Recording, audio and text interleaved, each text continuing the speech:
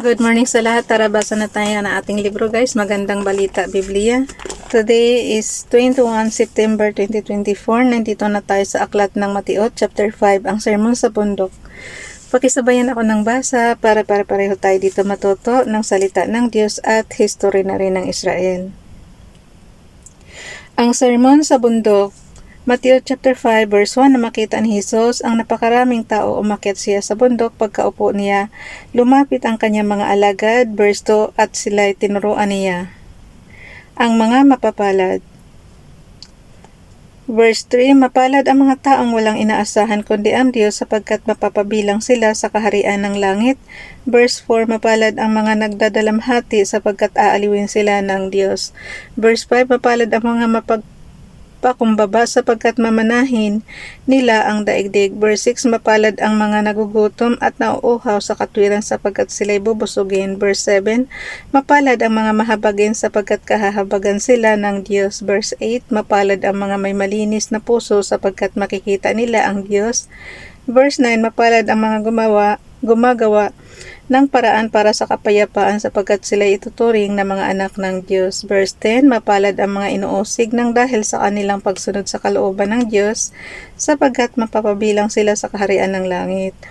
Verse 11, mapalad ang mga nilalait at inuusig ng mga tao at pinaparatangan ng lahat ng uri ng kasamaan, na pawang kasinungalingan ng dahil sa akin. Verse 12, magsaya kayo at magalak, sapagkat malaki ang inyong gantimpala sa langit, gayon din ang ginawa ng mga tao sa mga propetang nauna sa inyo.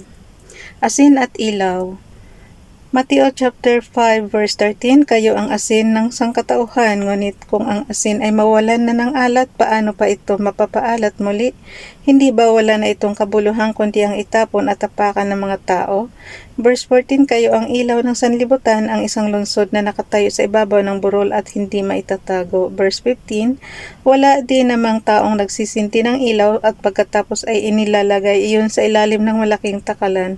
Sa halip, inilalagay iyon sa talagang patungan upang matanglawan ang lahat ng nasa bahay. Verse 16, gayon din naman dapat ninyong paliwanagin ang inyong ilaw sa harap ng mga tao upang makita nila ang inyong mabubuting gawa at papurihan ang inyong Ama na nasa langit. Katuruan tungkol sa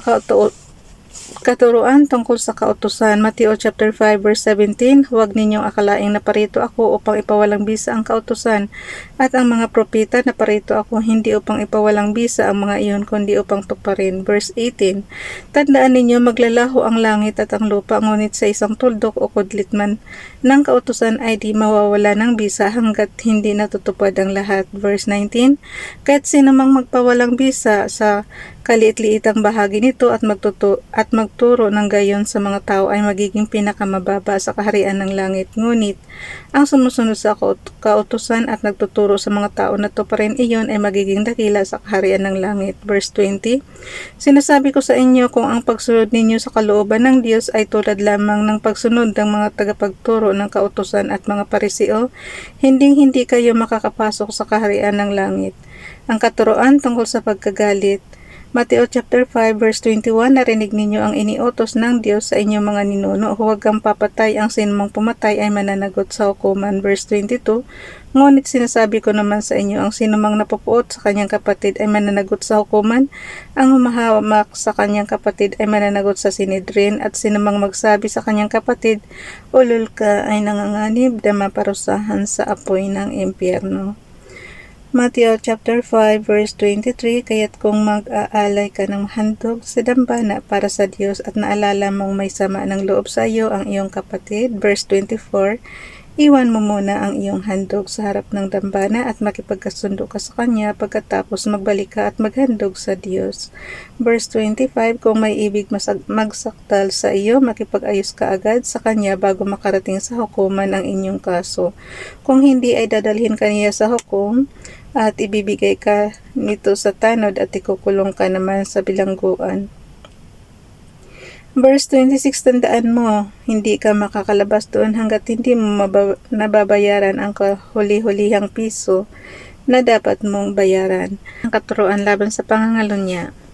Matthew chapter 5 verse 27, narinig ninyong sinabi, huwag kang mangangalunya. Verse 28, ngunit sinasabi ko sa inyo, ang sinumang tumingin sa isang babae nang may mahalay na pagnanasa ay nangangalunya na sa babaeng iyon sa kanyang puso. Verse 29, kung ang kanang mata, pakisabayin ako ng basa guys, nagkakamali na naman ako. Verse 29, kung ang kanang mata mo ay nagiging sanhi ng iyong pagkakasala, dukitin mo ito at itapon, mabuti pang mawalan ka ng isang bahagi ng iyong katawan, kaysa ang buo mong katawan ang itapon sa impyerno. Verse 30, kung ang iyong kanang kamay naman ay magiging sanhi ng iyong pagkakasala, putulin mo ito at itapon, mabuti pang mawalan ka ng isang bahagi ng iyong katawan, kaysa ang buo mong katawan ang itapon sa impyerno.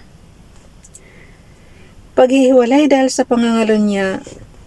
Matthew chapter 5 verse 31, sinabi rin naman kapag pinalayas at hiniwalayan ng isang lalaki ang kanyang asawa, ito'y dapat niyang bigyan ng kasulatan ng paghihiwalay. Verse 32, ngunit sinasabi ko sa inyo, kapag pinalayas at hiniwalayan ng isang lalaki ang kanyang asawa, maliban kung ito ay nangangalunya, itinutulak niya ang kanyang asawa sa kasalanang pangangalunya, at sinumang makipag-asawa sa babaeng pinalayas at hiniwalayan ay nagkakasala rin ng pangangalunya. Katuroan tungkol sa panunumpa. Verse 33, narinig din ninyong iniutos ng Diyos sa inyong mga ninuno, huwag kang sumumpa ng walang katotohanan, sa halip tuparin mo ang iyong sinumpaang panata sa Panginoon. Verse 34, ngunit sinasabi ko sa inyo, huwag na kayong manunumpa kapag kayo'y nangangako. Huwag ninyong sasabihing saksi ko ang langit, sapagkat ito'y trono ng Diyos, o kaya'y saksi ko ang lupa, sapagkat ito'y kanyang tuntungan. Huwag din ninyong sasabihing saksi ko ang Jerusalem, sapagkat ito'y lungsod ng dakilang hari. Verse 36, huwag mo ring ipanumpa ang iyong ulo, sapagkat ni isang buhok sa iyong ulo ay hindi mo kayang paputiin o paitimin. Verse 37, sabihin mo na lang na oo kung oo at hindi kung hindi, sapagkat ang anumang sumpang idaragdag dito ay buhat na sa masama. Katuroan laban sa paghihiganti. Matthew chapter 5 verse 38, narinig ninyong sinabi, mata sa mata at ngipin sa ngipin. Verse 39, ngunit sinasabi ko sa inyong, huwag ninyong paghihigantihan ang masamang tao. Kung sinampal ka sa kanang pisngi, iharap mo rin sa kanya ang kaliwa. Allah. Verse 40, kung isakdal kanino man upang makuha ang iyong damit panloob, ibigay mo ito sa kanya, pati ang iyong damit na pangbalabal. Verse 41, kung pilitin ka ng manlulupig na pasamain, ano ba to? Verse 41 guys, kung pilitin ka ng manlulupig na pasanin ang kanyang dala ng 1 milya, pasanin mo iyon ng 2 milya. Verse 42, bigyan mo ang nanghihingi sa iyo at huwag mong tanggihan ang nanghihiram sa iyo. Naka Father God, kung hindi naman marunong magbayad yung nanghiram hindi marunong magbalik. Nakakadala kaya. Tapos itong guys, yung verse yung verse 30, ngunit sinasabi ko sa inyo, huwag ninyong paghihigantihan ang masamang tao. Kung sinampal ka sa kanang pisngi, iharap mo rin sa kanya ang kaliwa. Talaga naman. Sa generation natin ngayon, di na ito applicable. Para namang nakaka-degrade naman yung ganyan. Bago mo sinampal ka na, tapos ibibigay mo pa yung kaliwa. Pero yun yung noong araw guys, kaya yun lang. Pagmamahal sa kaaway. Matthew chapter 5 verse, anihin nyo lang yung opinion ko, sarili ko yan. Kayo na rin magbasa kung ano yung magiging opinion nyo dyan sa binabasa nyo. Pagmamahal sa kaaway. Matthew chapter 5 verse 43, narinig ninyong sinabi, ibigin mo ang iyong kapwa. Verse 43 guys, narinig ninyong sinabi, ibigin mo ang iyong kapwa at kamuhian mo ang iyong kaaway. Verse 44, ngunit ito naman ang sinasabi ko, ibigin ninyo ang inyong mga kaaway at ipanalangin ninyo ang mga umuusig sa inyo.